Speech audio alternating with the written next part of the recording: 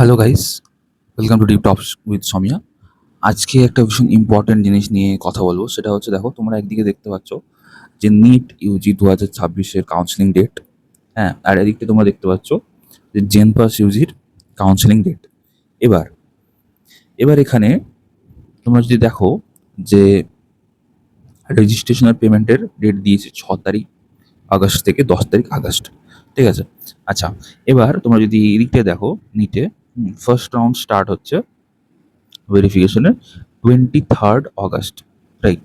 এটা হচ্ছে তোমার ন্যাশনাল লেভেলে, ঠিক আছে? আর যদি স্টেটে যাই, স্টেটে হচ্ছে 13 তারিখ আগস্ট থেকে, ঠিক আছে, 22 তারিখ আগস্ট। মানে হচ্ছে কি, সেটা নয়, বোঝা গেল। আচ্ছা, তারপরে হচ্ছে আমরা যদি এখানে যদি ফার্স্ট রাউন্ড এর রেজাল্ট দেখি, 12 তারিখের রেজাল্ট অলরেডি বেরিয়ে যাবে। কি বুঝলে? চয়েস ফিলিং করতে হবে 10 তারিখের মধ্যে, হ্যাঁ, 12 তারিখে রেজাল্ট বেরিয়ে যাবে। মানে হচ্ছে যতক্ষণে নিটের ফার্স্ট কাউন্সিলিং স্টার্ট হবে, হ্যাঁ, ভেরিফিকেশন ডেট দিচ্ছি 29, ততদিনে অলরেডি 12 তারিখে আমাদের ফার্স্ট রাউন্ড শেষ। আচ্ছা, নেক্সট সেকেন্ড রাউন্ডের ডেট দেখো, বলছে 17 থেকে 19। আচ্ছা, ঠিক আছে। আর থার্ড রাউন্ডের ডেট হচ্ছে তোমার 24 থেকে 25, ঠিক আছে?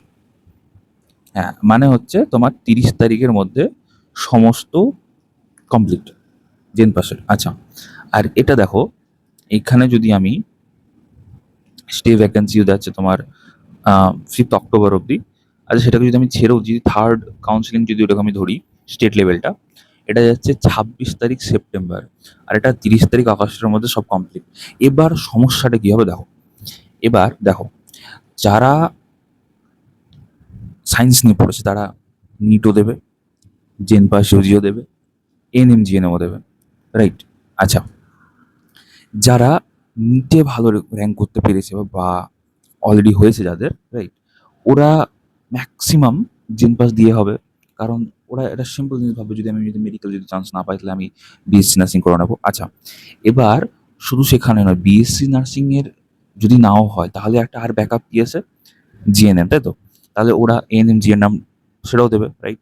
আচ্ছা, এবার দেখো, যেহেতু জেন পাস ইউজির কাউন্সিলিংটা আগে শেষ হচ্ছে, কলেজ অ্যাডমিশনটা আগে শুরু হচ্ছে এবং আগে শেষ হয়ে যাচ্ছে, এক্ষেত্রে কি হবে সমস্যাটা, যে জেন পাসে যারা যাবে না, যারা অ্যাকচুয়ালি নিটের জন্য অপেক্ষা করে থাকবে, তারা কি করবে? আগে থেকে এই সিটগুলো ব্লক করবে, 1 নম্বর। আচ্ছা, এবার অনেকে অনেকে এরকম থাকবে যে জেন পাশে পাবো কি পাবো না, এএনএম জিএনএমটা করি। তো তারা কি করবে? তিনটেতেই কাউন্সিলিং করবে, রাইট? তো এএনএম জিএনএমটাও আস্তে আস্তে কিন্তু সিটগুলো ব্লক হয়ে যাবে। তাহলে কোথায় কোথায় ব্লক হলো? জেন পাসটায় ব্লক হয়ে গেল, এএনএম জিএনএমটা ব্লক হয়ে গেল। কেন? যদি আমি নিতে না পাই। আচ্ছা, এবার তার মধ্যে থেকে অনেক স্টুডেন্ট নিটে সিলেক্ট হয়ে যাবে। তাহলে কি হবে? এই যে এএনএম জিএনএম জেন পাস ইউজির যে সিটগুলো ব্লক হয়েছিল, সেটা কি হবে? সেটা ফাঁকা হয়ে যাবে। আচ্ছা, কলেজে সিট ফাঁকা থেকে যাবে, রাইট? রাইট হলো। আচ্ছা, এবার যদি ধরি গড়ে যদি 10টা করে যদি থাকে, তাহলে অ্যাপ্রক্স মোটামুটি যদি আমি একটা কাটছাঁট করে যদি ধরি, প্রায় 200-250 মতো বা 150 মতো সিট কিন্তু গভর্নমেন্ট কলেজে ফাঁকা থেকে যাবে। তারপরে কি হবে? তারপরে স্পট কাউন্সিলিং হবে যে কোনো একটা কলেজে ডেকে নিয়ে, যেরকম এর আগে হয়েছে, রাইট? কলকাতা মেডিকেল কলেজে হয়েছে এর আগেও। সেরকম একটা সিচুয়েশন দাঁড়িয়ে যেতে পারে। তবে এখানে সমস্যাটা কি? এখানে সমস্যাটা হচ্ছে যারা শুধুমাত্র এএনএম জিএনএম জেন পাস ইউজির জন্য পড়ছিল, যারা ভাবছিল কি যে আমার একটুখানি হয়তো পেছন দিকে আছে, রাইট?